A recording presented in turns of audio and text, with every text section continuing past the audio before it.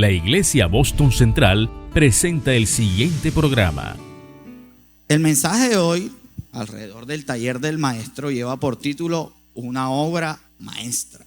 Una obra maestra, que es un adjetivo, una expresión, una cualidad que se le da a algo que es realmente increíble. Todos dicen es una obra buena, es una obra bonita, pero cuando hablas de una obra maestra, estás diciendo que del artista, no importa el arte, es algo que es lo máximo para él. Es decir, es el mayor logro que tiene un artista, su obra maestra, ¿vale? Hay múltiples artistas, ¿cierto? Se me viene a la mente ahora un cuadro muy famoso, ¿cierto? El de la mujer que sonríe pero no sonríe. Ya ustedes saben de qué hablo, ¿cierto? La famosa Mona Lisa. Se supone que fue la obra maestra de ese pintor. No fue la única obra, tuvo muchísimas que fueron importantes, pero eso fue su obra maestra, ¿vale? Entonces quiero que lo tengan allí en cuenta, porque ahorita vamos a hablar de eso. Y el Señor hoy nos ha direccionado a poder comprender que de verdad, siendo Él nuestro alfarero, ¿verdad?, quien moldea a nosotros la vasija, hay que primero también tener en cuenta que hay a nuestro alrededor, porque en la medida que Él nos va moldeando, no nos moldea Él solo a través de sus manos. Él usa nuestro alrededor para moldearnos. Y nuestro alrededor me refiero a las personas, me refiero a las circunstancias, me refiero a tus compañeros, a tus padres, a tus experiencias que te traen mucha alegría, pero a las que te traen tristeza también Dios usa. Todo hace parte de sus manos, ¿vale? Porque Él tiene el control, siempre lo ha tenido. Y quiero decirles, chicos, que vivimos en un mundo caído. Ese es el contexto mientras Jesús con sus manos va moldeándonos. Nosotros vivimos en un mundo caído, que sin Jesús no entiende cómo levantar a los que caen o evitar que lo hagan. Es por eso que hay tanto rechazo o indiferencia, porque cuando no entendemos algo o nos cuesta mucho esfuerzo hacerlo, es más fácil ignorarlo. ¿Qué les quiero decir con esto? Que a pesar de que Jesús está allí, a pesar de que Jesús está esperando que le busquemos, y no hablo no solamente de nosotros, sino del mundo entero, ¿vale? Muchas veces el mundo no lo busca, no lo tiene en cuenta en muchos asuntos. Y pareciera que eso no diera muchos resultados, porque es difícil decir que estamos avanzando en todos los frentes. Por ejemplo, cuando las cifras, ustedes lo saben, de suicidios están cada vez más peor. Cuando hasta hoy la estadística, al menos estadísticamente hablando, pareciera que fuese a rebasar lo del año anterior. Cuando el número de divorcios crece exponencialmente también, el número de abusos sexuales, el número de familias que podemos decir que están en violencia intrafamiliar. Cuando cada vez esas situaciones negativas van en aumento, es difícil como nosotros, como personas, como humanidad, decir estamos haciéndolo bien y seguimos haciéndolo bien. Pareciera que no, porque si lo estuviéramos haciendo bien, yo creo que la estadística fuera diferente. Y uno de los mayores errores o de las mayores evidencias de que no lo estamos haciendo bien en muchas situaciones es porque excluimos a Jesús en muchas áreas, ¿vale? En muchos asuntos. Entonces, es fácil poder rechazar, tener indiferencia cuando no entendemos algo. Cuando nos cuesta mucho esfuerzo hacerlo, es más fácil ignorarlo. Como no comprendo bien a Jesús, sus palabras, es más fácil darle la espalda. Cuando no conozco, no me han hablado de Él, es más fácil vivir sin Él, ¿vale? Pero cuando Jesús hace la invitación, como la vino haciendo desde el sábado anterior, tu mente tiene que dudar, la duda de la buena, de que te hace dudar si lo que estás pensando o haciendo con tu vida es lo correcto, ¿vale? La que te hace pensar si en verdad necesitas a Jesús, la que te hace dudar si tal vez tu vida cambiaría, si Jesús entraría a tu corazón. Esa es la duda de la buena, la que te empuja, la que te acerca hacia Dios, ¿vale? Y hoy vamos a hablar un poquito, solo un poco, de una historia muy particular, no muy famosa, la verdad, pero muy particular. Hay poco, digamos que descrito de esa historia, pero no se puede dejar entrever mucho. Por ejemplo, en Jeremías 22:28, esa historia es del Antiguo Testamento, muestra el amor de Dios por quienes sufren rechazo, injusticia, incomprensión, ¿vale?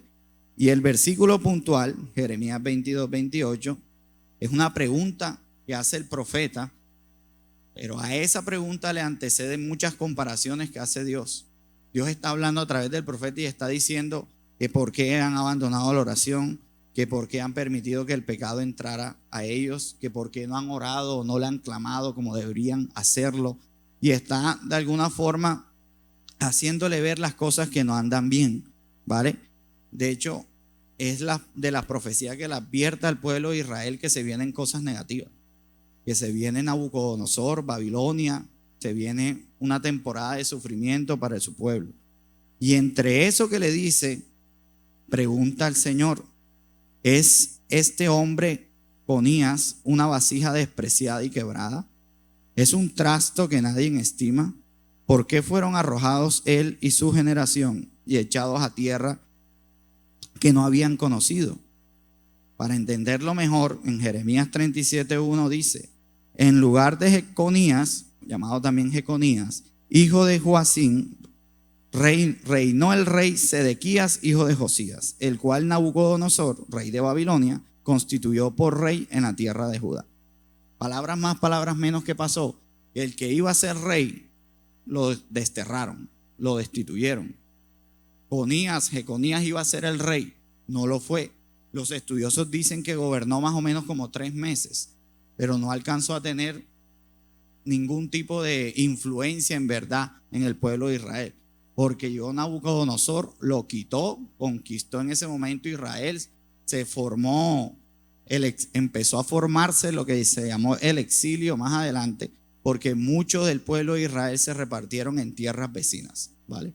Entonces, ¿qué sucedió allí? Dios se acongoja por este hombre y pregunta, ¿es una vasija despreciada y quebrada? ¿Es un trasto que nadie estima? ¿Por qué fueron arrojados él y su generación? Porque se fue con la mamá, exiliado, a tierra que no habían conocido. Fueron a vivir a tierra que tenía otros ídolos, que tenía otros dioses, que tenía otros cultos, otras costumbres, cuando se supone que iba a ser el rey de Israel, nada más y nada menos que de Israel. Entonces imagínense la impresión de este hombre, de haberse puesto con corona a gobernar Israel, haberse preparado toda su vida para reinar Israel. Porque ustedes saben que los reyes de Israel, luego de que David fuese escogido, no se cogían a la ligera. Era la generación que seguía reinando, ¿cierto? ¿Vale? Entonces, él había sido adiestrado para ser rey desde el momento de su nacimiento.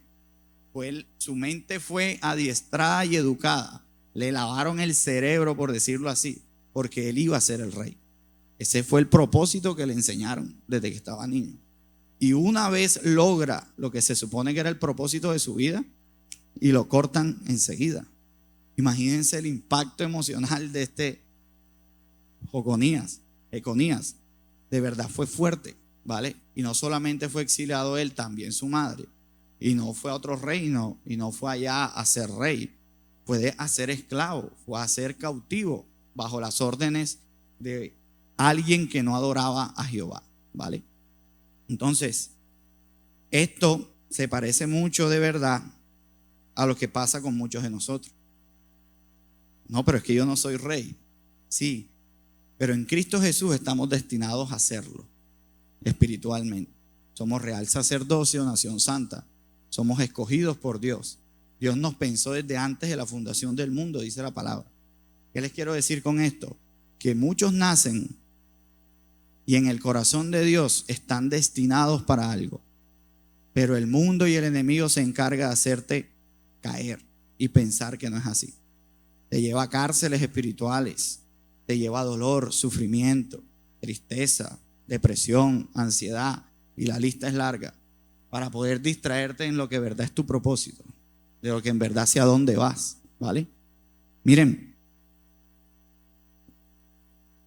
me atrevo a decir que casi todos, no tengo la estadística, pero estoy seguro que casi todos los que dejan esa carta de despedida luego que se quitan la vida, una de las razones es que no tenía propósito. Mi vida no tenía sentido. Es una de las razones que siempre exponen. Es decir, vivían al azar, vivían a lo que pasaba día a día. No había proyecto, no había visión, no había sentido, no había identidad.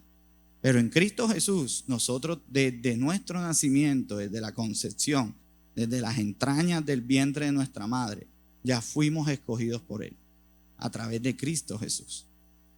El mundo empieza entonces a hacer lo que sea necesario para que nosotros no pensemos así, para que nosotros pensemos otra cosa, para que nosotros aliviemos esa necesidad que tenemos de tener un propósito en Dios con otras cosas, distracciones, para nosotros poder aliviar el peso y el vacío que nos da en momentos con otras cosas que no son de Dios, con masturbación, pornografía, comida en exceso, dulces, demás. Hay personas que viven fijadas a cosas particulares porque es la respuesta que tienen para aliviar el malestar que les da en X o Y momento. Entonces, este señor definitivamente fue desterrado, rechazado, exiliado, ¿vale? Y no hay más descripción que él, sino lo que dice más adelante en el Evangelio de Mateo 1:12. En el Evangelio de Mateo 1:12 revela una verdad impresionante. Dice: después de la deportación a Babilonia, Jeconías engendró a Salatiel y Salatiel a Zorobabel, de rechazado y desterrado a ser parte del linaje real de Jesucristo. Ese pasaje describe la descendencia de Jesús. Está describiendo la genealogía de Jesús, lo que pasó antes, quienes le precedieron, ¿vale? Antes de sus padres, abuelos, bisabuelos, tatarabuelos, etc. Jeconías vino a ser parte del linaje real cuando no estaba ya en el rastro, cuando fue desterrado, cuando fue rechazado. Jeconías de repente aparece en el linaje real, y no solamente aparece allí, da a luz a un hijo que da a luz a un nieto que termina siendo pieza fundamental para la reconstrucción de los muros de Israel, de los muros de Jericó, ¿vale? Cuando todo estaba desterrado y todo estaba olvidado, el pueblo de Israel en tierras lejanas y cautivos, se levantó Zorobabel con otros más a reconstruir el templo. Es decir, Zorobabel es parte fundamental de la historia de la restauración de Israel. ¿Y de quién viene? De Jeconías, del desterrado, del rechazado. Dios es experto con trabajar con desterrados, con trabajar con rechazados.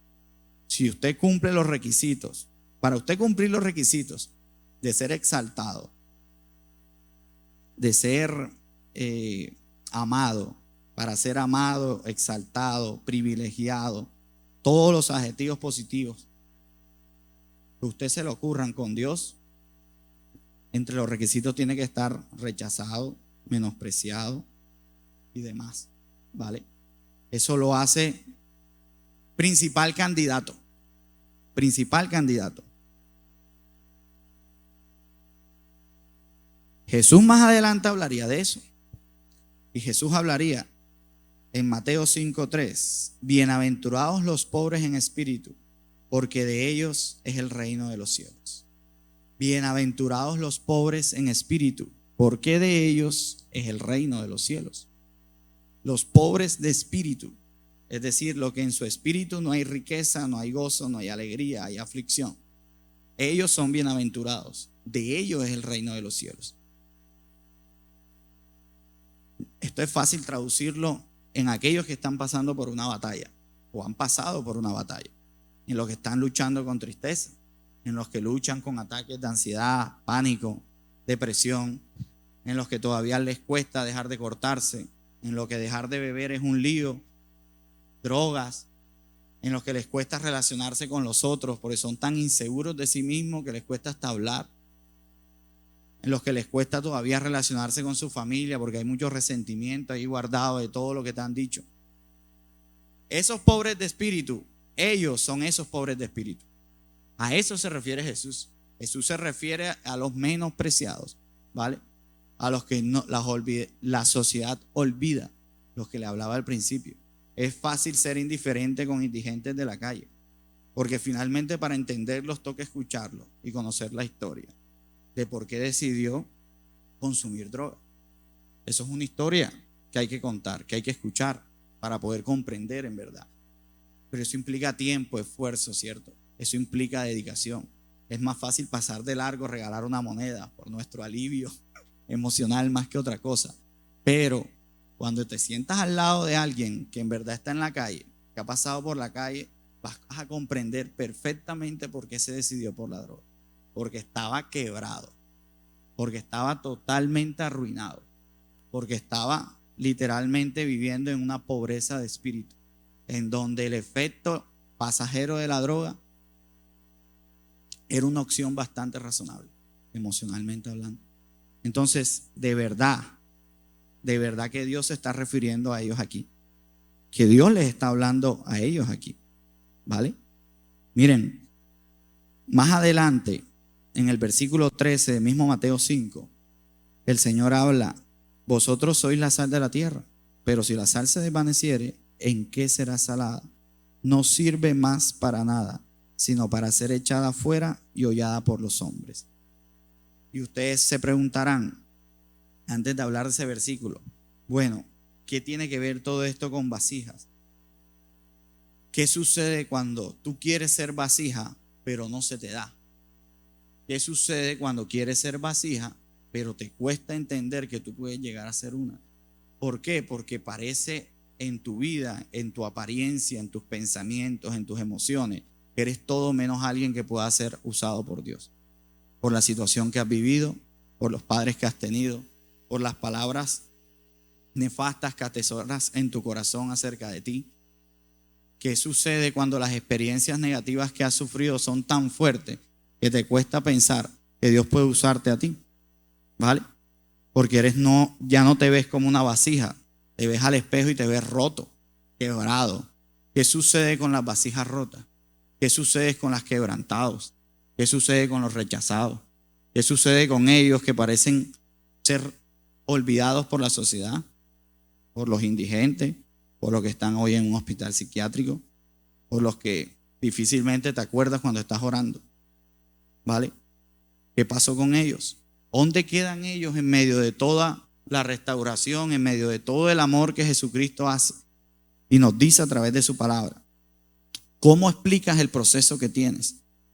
¿Por qué llegaste a la depresión? ¿Por qué llegaste a la ansiedad? ¿Cómo explicas ese proceso? ¿Acaso Dios te metió a la depresión? ¿Te metió a la ansiedad?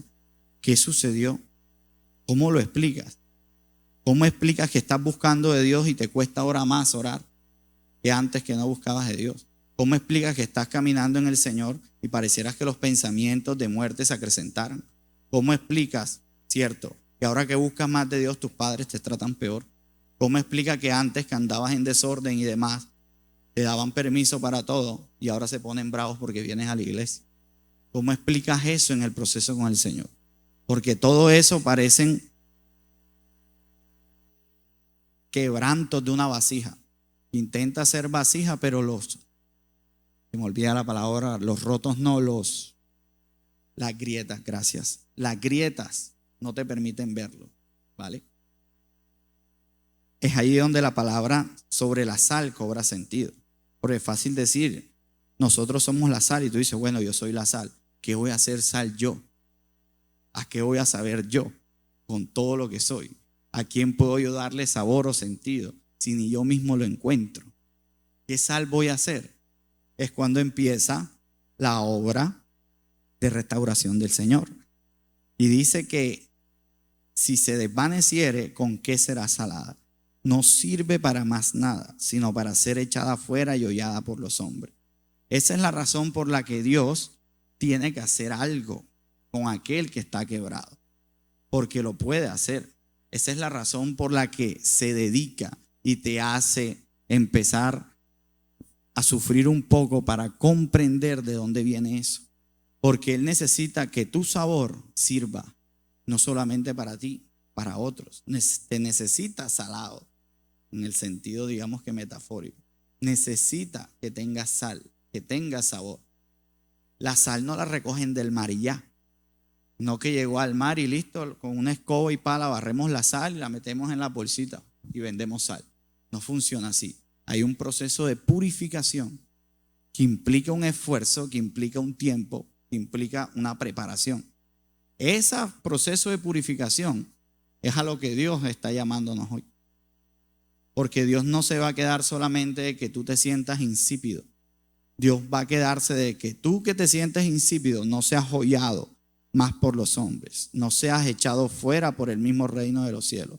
Él te quiere dentro, pero para estar dentro necesita darte sabor. Necesita empezar a arreglar las grietas. Hay vasijas que Dios no solamente coge y tira porque tiene que volver a hacer de nuevo. Hay vasijas que Dios coge llenas de grietas y simplemente las repara. Y el mundo entero ve sus grietas para que el mundo entero se dé cuenta de quién fue el alfarero, de que esas heridas tuvieron sentido, de que esas grietas tan sensibles debieron romper la vasija, pero no lo hicieron. Yo me encuentro con personas que se avergüenzan, por ejemplo, de tatuajes, de heridas de cutting profundas, cicatrices, y paran con buzos, manga larga y demás. ¿Por qué? Porque esas son las grietas de la vasija. Jesús fue lacerado y nunca la palabra dice que se tapó un manto para que no le vieran las heridas. Las expuso públicamente, ¿vale? ¿Por qué yo me voy a tapar de las heridas de mi pasado? ¿Por qué yo me voy a avergonzar del proceso que he tenido en el Señor? ¿Por qué yo me voy a callar de donde Dios me ha sacado? Estás lejos de ser perfecto, igual que yo, igual que cualquiera. ¿Por qué nos vamos a avergonzar del poder de Dios? Le pregunto, ¿usted cree que es casualidad de que Dios haya escogido al pueblo de Israel? Un pueblo de dura cerviz, en costeñol terco, bastante, indolente, pareciera que nada le huele, todo le hiede, como dicen por ahí. Eso no fue casualidad, porque es allí cuando humanamente es imposible, Dios empieza a interesarse por las personas. Porque es la única forma en que nadie le robe la gloria. Es la única forma en que Dios empieza a ser Dios. Cuando lo has intentado todo, has ido a los 800 psicólogos que has ido a los médicos y demás, y aún así te sientes vacío. Sientes que avanzas, das 3 pasos, pero das 4 para atrás. Y ahí es cuando Dios empieza a decirte, cánsate. Necesito que te canses, que dejes de intentarlo por ti mismo y empieces a confiar en lo que yo voy a hacer. Cuando las fuerzas no te dan, cuando las heridas parecen tan obvias que ya no las puedes cubrir, es cuando la obra del alfarero empieza. Es allí donde empieza, no cuando estás mejor. Empieza cuando estás en lo peor. Empiezas cuando te sientes así de abandonada. Empieza cuando estás a punto de hacer lo que no tienes que hacer. Empieza cuando lo intentas y caes y caes y caes. Empieza cuando le prometes a Dios y le prometes a la iglesia que no lo vas a volver a hacer y lo vuelves a hacer. Ahí Dios está haciendo una obra de restauración. Porque así empieza cualquier obra maestra. Las obras maestras no se hicieron en un día, ni en 2. No se hicieron en 3. Las obras maestras no fue una casualidad que el pintor hizo así y echó un montón de pintura. La obra maestra implica tiempo, dedicación, esfuerzo, perseverancia, amor. Porque a lo que tú le dedicas tiempo, eso es a lo que tú amas, ¿vale? Un maestro, un artista, le dedica tiempo a su obra para hacer de eso su obra maestra. Miren, Jesús no tiene obras secundarias. Jesús no tiene obras terciarias. Jesús no va haciendo por ahí obras como un artista convencional para intentar hacer lo que haya que hacer, para vender sus obras, para exponer su talento. Jesús, todas sus obras las quiere hacer maestras, porque Él tiene el potencial para hacerlo. Él sabe cómo hacer de cada uno de ustedes, de mí, de ti, una obra maestra. Jesús no tiene cuadros guardados esperando ser vendidos. Todos los cuadros que hace Jesús, todas las vasijas que Jesús moldea, todas son maestras. Todas son su máxima expresión de amor. pero como son diferentes, hay unas más grandes que otras, unos más gorditos, ¿cierto? Unos más flaquitos que otras vasijas, no parecen iguales, pero sí es igual el amor que emplea en cada una de ellas. Es igual.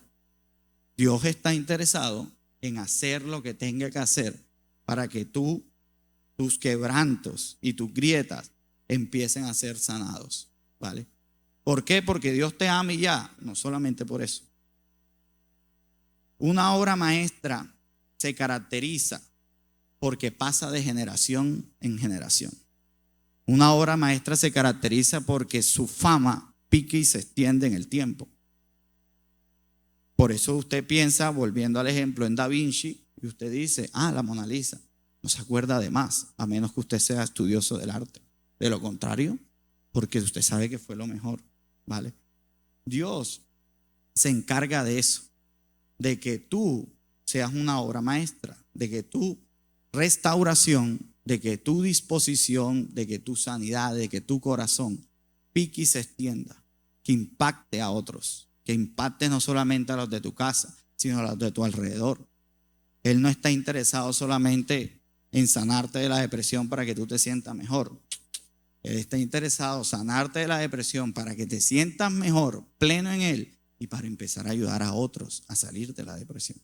Y pasa con todas las experiencias que tiene. Por eso no podemos andar ocultando nuestras heridas. En la medida que Dios nos va dando sanidad, hay que empezar a preguntarnos, ¿por qué de mi sufrimiento? ¿Por qué de mi sanidad? ¿Por qué Dios se interesó en mí? ¿Por qué Dios me dedicó tanto tiempo? Él está esperando que le dediquemos tiempo a otros también. Así obra el Señor en nosotros. A eso me refería con que no solamente son las manos de Jesús, son las manos de Jesús sobre las manos de alguien más también. Porque Dios usa a sus pequeños, Dios usa a los suyos para poder ayudar a los demás. Esa es la iglesia, ¿vale?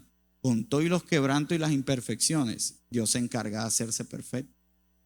Diga el débil, fuerte soy, ¿cierto? Diga el débil, fuerte soy. Pero para poder decir que eres fuerte, primero dice, diga el débil. Tienes que reconocer que eres débil, que no puedes solo, que no puedes sola. Necesitas mostrarte vulnerable. Y en un mundo que está a la espera de señalarte y de juzgarte, mostrarse vulnerable implica un esfuerzo increíble. En un mundo donde las redes sociales te muestran lo mejor de los otros o te hacen creer que los otros están pasando la mejor que tú, mostrarse vulnerable no es una opción.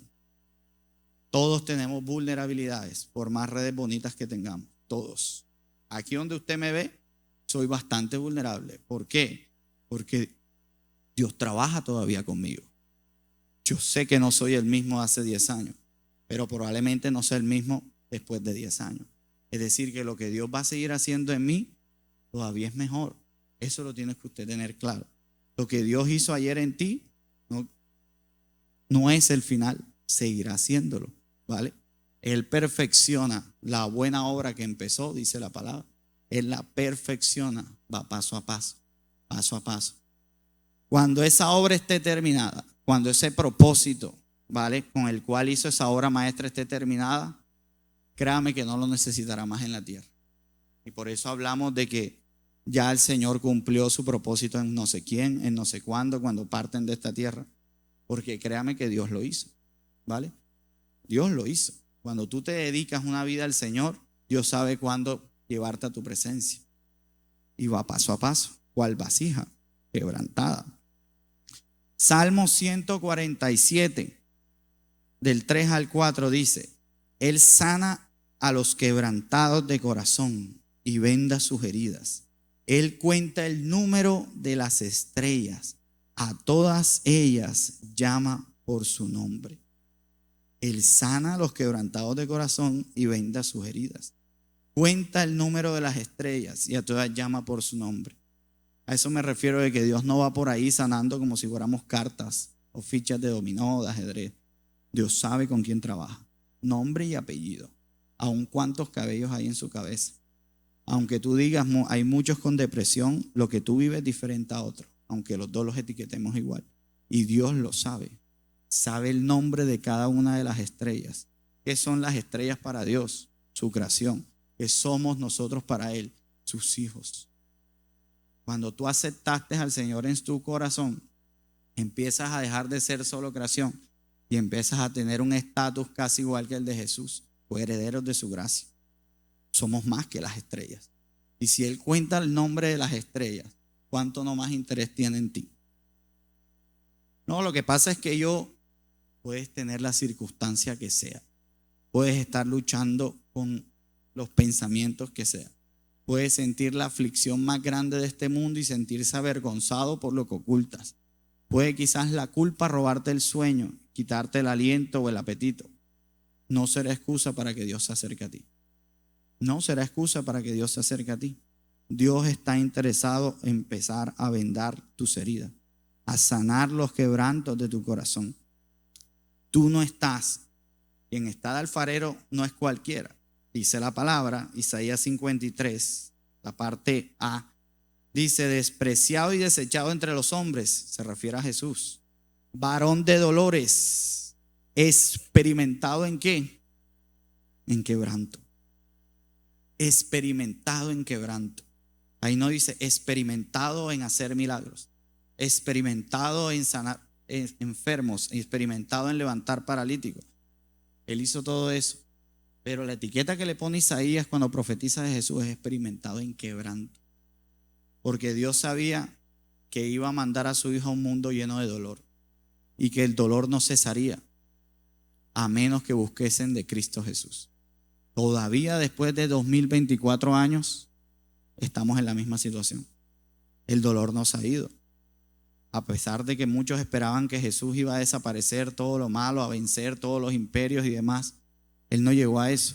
Él llegó a darnos una invitación a salvarnos de la muerte, a salvarnos del pecado, de todo aquello que no nos conviene, a ayudarnos a entender que en Él hay salvación, a ayudarnos a entender que nuestro sufrimiento es pasajero, que es mejor sufrir un ratico aquí que una eternidad allá, que es mejor hacer lo que haya que hacer para empezar a sanar, aunque duela. O usted no pela el brazo cuando le van a dar una inyección que sabe que lo va a sanar. Usted lo pela aunque sabe que le va a doler. ¿Por qué? Porque sabe que lo va a sanar. Así pasa con muchos procesos en el Señor. Nos cuesta abrir no el brazo sino el corazón porque duele. Y Dios lo sabe. Pero créeme que te conviene. Pues no te va a tratar cualquiera, te va a tratar alguien experimentado en quebranto, alguien que fue lacerado, alguien que fue menospreciado, alguien que fue rechazado, alguien que fue escupido, alguien que fue condenado, juzgado, alguien que fue empujado, golpeado, alguien que fue abusado con tanto maltrato y violencia que recibió, alguien que fue expuesto y avergonzado delante del público, alguien del cual muchos hablaron mal, alguien que a sus padres en algún momento parecieron no entenderlo, alguien que en algún momento se quebrantó de llanto y tristeza porque supo que era la muerte de un amigo, de un ser querido, alguien que sufrió igual que tú y como yo, alguien que no fue exento de sufrimientos. No te va a tratar alguien espiritual que nunca ha sentido. Te va a tratar a alguien de carne y hueso que en verdad experimentó y que todavía tiene cicatrices de las heridas. No creo que se las haya borrado. ¿Vale? Tan impresionantes son las heridas que se las mostró, ¿cierto? Aquel discípulo que no creyó. Pero mira, toca mis heridas. En verdad soy yo ese que estaba en la cruz. Toca mis heridas. Porque por las heridas hablamos de la obra del Señor. Las heridas hablan de la obra del Señor.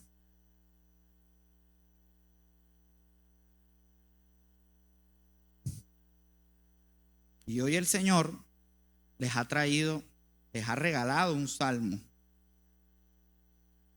precioso. Porque usted puede estar diciendo, bueno, está bien, yo tengo esto, tengo aquello, necesito, ¿cierto?, ser restaurado, quebrantado. Tal vez no quiera, pero sé que lo necesito, ¿vale? No vas a escapar de Dios. Si Dios te escogió hoy, va a estar contigo hasta donde no parece que Dios estuviese. Es la promesa que te da el Padre hoy. A donde vayas, aun cuando le des la espalda, Él no te la va a dar. Va a estar contigo. Dice la palabra, Salmo 139, versículo 1. Oh Jehová, tú me has examinado y conocido. Tú has conocido mi sentarme y mi levantarme. Has entendido desde lejos mis pensamientos. Has escudriñado mi andar y mi reposo. Y todos mis caminos te son conocidos. Pues aún no está la palabra en mi lengua. Y aquí, oh Jehová, tú la sabes toda. Aun cuando los pensamientos no llegan en tu mente, ya los conoces. Detrás y delante me rodeaste y sobre mí pusiste tu mano. Tal conocimiento, dice el escritor, es demasiado maravilloso para mí. Alto es, no lo puedo comprender. ¿A dónde me iré de tu espíritu? ¿Y a dónde huiré de tu presencia? Si subiera a los cielos, allí estás tú. Y si en el Seol hiciere mi estrado, he aquí allí tú estás. Si tomare las alas del alba y habitare en el extremo del mar, aún allí me guiará tu mano, me asirá tu diestra. Si dijere, ciertamente las tinieblas me encubrirán. Si dijere, ciertamente la depresión me va a arropar. Ciertamente la ansiedad me va a secar. Ciertamente la falta de no voy a poder vivir. Ciertamente no importa. Las tinieblas en cualquiera de sus manifestaciones, si te encubren, aún en esa noche oscura, dice la palabra, resplandecerá alrededor de mí. Aún las tinieblas no encubren de ti y la noche resplandece como el día. Lo mismo te son las tinieblas que la luz. Dios no escatima donde estás. Dios no escatima donde estás. Aunque estés en un hueco profundo, en una fosa donde parece no haber salida, allí está. Porque lo mismo le son la luz que las tinieblas a Cristo. Dios no le teme a la oscuridad. Dios es más que la oscuridad. No hay oscuridad que no pueda resistir la luz de Cristo. No existe. Ni existirá. Porque tú formaste mis entrañas. Allí en el vientre de tu mamá te formó. Tú me hiciste en el vientre de mi madre. Te alabaré porque formidables, maravillosas son tus obras. Estoy maravillado. Mi alma lo sabe muy bien. No fue encubierto de ti mi cuerpo, bien que oculto fui formado y entretejido en lo más profundo de la tierra. Dice, mi embrión vieron tus ojos. Aún cuando eras feto, Dios tuvo un encuentro contigo. Y en tu libro estaban escritas todas aquellas cosas que fueron luego formadas, sin faltar una de ellos. Cuán preciosos me son, oh Dios, tus pensamientos. Cuán grande es la suma de ellos. Si los enumero se multiplican más que la arena, despierto y aún estoy contigo. No importa dónde estés, el Espíritu de Dios va a ir contigo. Aunque huyas de aquí y no vuelvas más a esta casa ministerial, Dios irá por ti. Porque Él es de los que va pastoreando y cuenta sus ovejas y es capaz de hacer una pausa, dejar 99 e ir por la que se perdió. Porque Él está buscando de todos una obra maestra, no de 99. Él no está buscando preferidos, ni los más fuertes, ni los más espirituales, ni los más llenos de cualidades positivas. Él está buscando gente quebrantada, porque Él es experimentado en quebranto. Él está buscando solamente un lienzo dispuesto, por dañado que esté, porque de ese lienzo puede hacer una obra maestra. Así que el mensaje que el Señor te deja hoy es: estoy dispuesto a poder sanar tus grietas, las heridas que tuviste en la infancia, las palabras que todavía recuerdas, el abandono de papá, de mamá, las palabras que todavía te marcaron, aquel líder de aquella iglesia que te hizo sentir pésimo, aquel que te engañó, aquel que aún te golpea. Está dispuesto a hacer de ti, aún en esa situación en donde estás, una obra maestra. Quiere restaurarte. Es que no hay excusas. Descríbeme tu grieta que tienes en tu vasija. Yo te voy a describir el Jesús que está dispuesto a sanarla.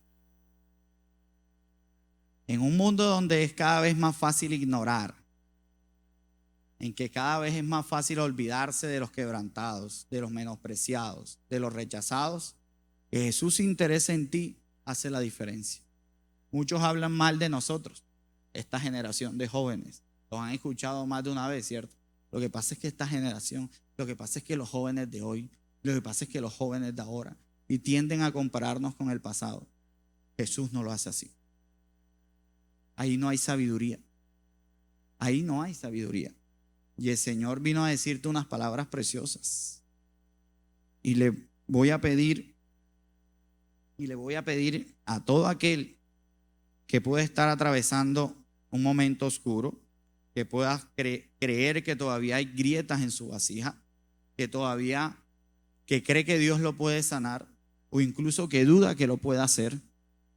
Aún así, si tú eres de esos que todavía está pasando por X o Y situación, que si tú eres de esos que cree que por los quebrantos que has tenido te va a ser difícil, tú eres de los principales candidatos al amor de Dios, de los principales candidatos a hacer una obra maestra, de los principales candidatos a hacer que Dios se alegre en los cielos de lo mucho que te va a usar.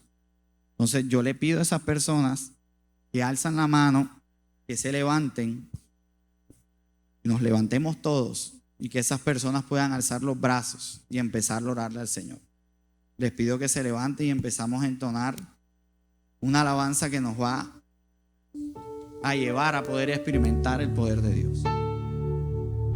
Yo creo que es noche para que los cielos se abran, para que si tú sientes que no puedes más, si tú me dices lo que pasa es que ya yo ni creo en mí mismo, no importa. No es importante que creas tanto en ti, sino en Dios. Si tú crees en lo que Dios puede hacer en ti, tu seguridad se va a ir solita. Vale. Entonces, de verdad que vamos a alzar las manos. Aquel que está pasando por un momento de quebranto, aquel que está luchando con heridas, aquel que todavía sabe que necesita sanidad. No es momento de avergonzarse, es momento de abrir las manos y decir: aquí estoy, Señor, con todas mis grietas, aun cuando te he prometido no volver a hacerlo, aunque estoy aquí otra vez, aunque dije que no venía más, aquí estoy otra vez, aunque dije que no podía más, aquí estoy otra vez, aunque dije que la depresión iba a ser más grande, aquí estoy. No sé, Señor, si tú me vas a salvar, no importa si tú dudas. Dios está interesado en hacer de tu duda la excusa para acercarte a Él. Así que órale al Señor. Te pido ahora, pasa aquí al frente si tú quieres que el Señor haga algo nuevo. Aquellos que tienen una grieta en su vasija, pasen aquí al frente, que algo nuevo Dios va a hacer. Algo nuevo Dios va a hacer. No espero que todo el auditorio pase al frente. Yo estoy esperando que aquel que sabe que Dios puede hacer algo, dale una última oportunidad, no te va a fallar. Experimentado en quebranto es Él. Va a sacarte del pozo donde estás. No va a ser para siempre lo que estás viviendo. Va a pasar, vas a estar mejor. Vas a empezar a hacer obra en otros. Algo nuevo Dios va a hacer. Algo nuevo Dios va a hacer. Algo nuevo Dios está haciendo. El Señor te dice: tú no eres una carga para este mundo. No eres una carga para este mundo. No eres una carga para Misión Josué. Ni para tus padres eres una carga. No eres alguien de que cual alguien pueda quejarse. Yo no me quejo de ti. Yo no me avergüenzo de ti. Aunque hayas caído una y otra vez y hayas prometido no volver a hacerlo, yo no me avergüenzo. Dios hoy renueva las fuerzas a quien no tiene ninguna. Aun si tus padres, aun quienes amas, podrían quejarse y avergonzarte de ti, yo no lo hago. Yo no lo hago. Aun si te han abandonado, yo no te voy a abandonar. No te voy a abandonar. Algo nuevo Dios va a hacer. Algo nuevo Dios va a hacer. Es la palabra que el Señor quiere darles hoy. Dios está sanando vasijas rotas. Dios está sanando vasijas quebrantadas. Tus grietas tienen fecha de finalización. Tus grietas no serán para siempre. Y si te quedan, será para mostrarle al mundo la obra que Dios está haciendo en ti. No te avergüences de tu proceso, porque Dios está contigo. Él no se avergüenza de ti.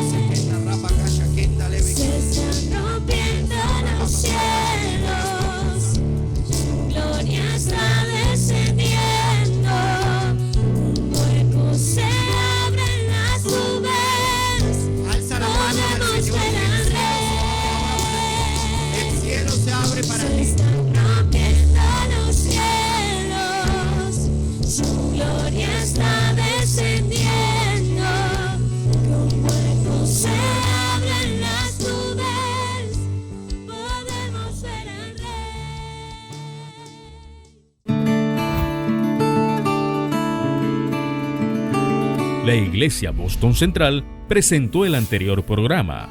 Dios te bendiga.